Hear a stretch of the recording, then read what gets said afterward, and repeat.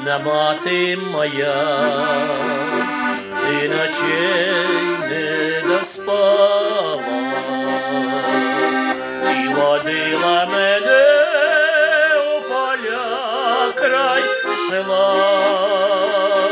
і в дорогу далеку ти мене на зарі провожала,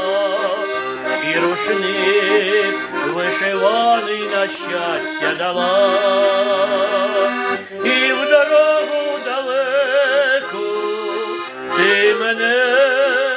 на зорі провожала, і рушник вишиваний на щастя на долю дала.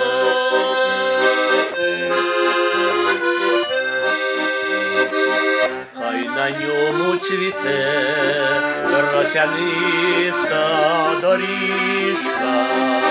і зелені луги, солов'їні гаї,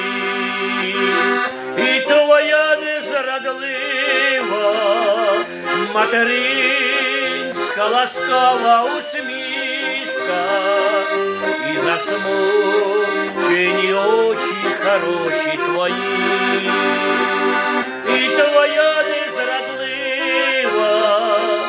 материнська ласкава усмішка, і засмучені очі хороші блакитні твої.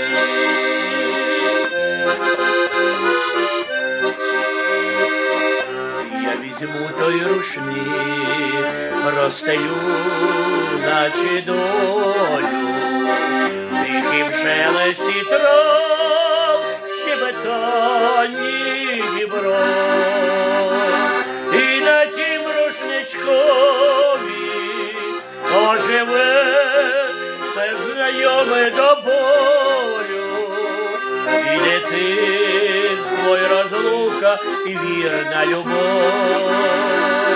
і на тім рушничкові оживе